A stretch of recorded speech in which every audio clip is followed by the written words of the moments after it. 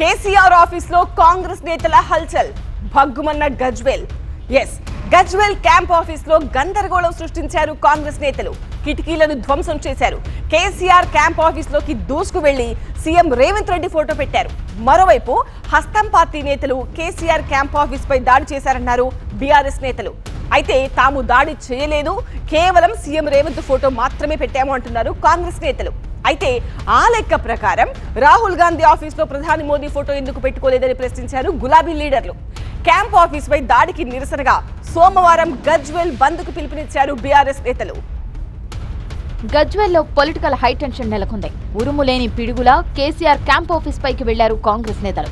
KCR camp office లో CM Revanth Reddy photo పెట్టారు DCC అధ్యక్షురాలు ఆంక్షరెడ్డి.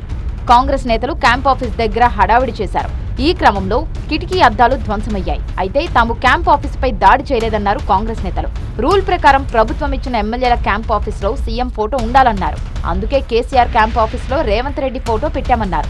గజ్వేల్ ఎమ్మెల్యే క్యాంప్ ఆఫీస్ పై దాడిని ఖండించారు BRS deputy floor leader Harish Rao. CM Revanth Reddy ఆదేశంతో కాంగ్రెస్ నేతలు కేసీఆర్ క్యాంప్ ఆఫీస్ పై దాడి చేశారన్నారు. బీహార్ గ్యాంగ్ ను తలపించేలా కాంగ్రెస్ నేతలు ప్రవర్తించారన్నారు హరీష్ రావు. మాజీ సీఎం క్యాంప్ ఆఫీస్ కే రక్షణ లేకపోతే ఎలా అని ప్రశ్నించారు గులాబీ నేత. పోలీసులు కాంగ్రెస్ కు ప్రైవేట్ సైన్యంలా మారిపోయారన్నారు.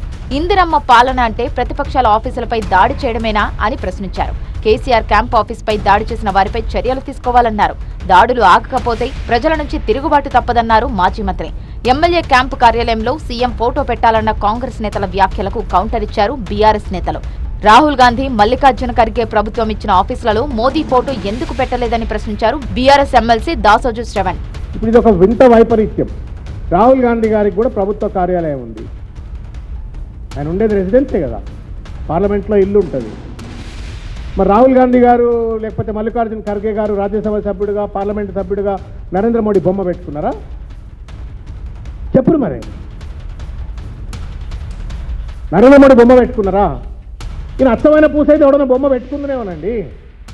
రౌడీల బొమ్మలు పెట్టుకుంటారా? ఎవడన్నా పొద్దున్న లేస్తే బూతులు మాట్లాడే బొమ్మలు పెట్టుకుంటారా? రాక్షసులు లెక్క ప్రజలపైన దాడులు చేస్తే బొమ్మలు పెట్టుకుంటారా? రాహుల్ గాంధీ మోడీని పెట్టుకోకపోతే తప్పు లేదు. మరి ఎమ్మెల్యేల క్యాంపు కార్యాలయాల్లో రేవంత్ రెడ్డి బొమ్మ లేకపోతే తప్పెట్లయితుంది? అది 3 మున్సిపాలిటీల్లో ఓటమిని తట్టుకోలేకే కాంగ్రెస్ దాడులకు తెగబడుతుందని విమర్శించారు బీఆర్ఎస్ ఎమ్మెల్సీ. గజ్వేల్ క్యాంపు కార్యాలయం పైన దాడి చేసినట్లు ప్రతి ఒక్కరిపైన కూడా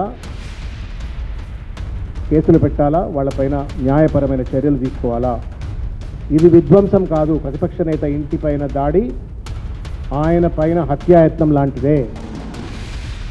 కేసీఆర్ గారి పైన కుట్రపూరితంగా చేయాలనుకున్నటువంటి హత్యాయత్నం మాత్రమే. తగిన కేసులు నమోదు చేయాలని చెప్పని డీజీపీ గారికి విజ్ఞప్తి చేస్తా ఉన్నాం. మరోవైపు గజ్వేల్ ఎమ్మెల్యే క్యాంప్ ఆఫీస్ లో రేవంత్ ఫోటో తొలగించారు బీఆర్ఎస్ నేతలు. ఆ స్థానంలో కేసీఆర్ ఫోటో పెట్టారు.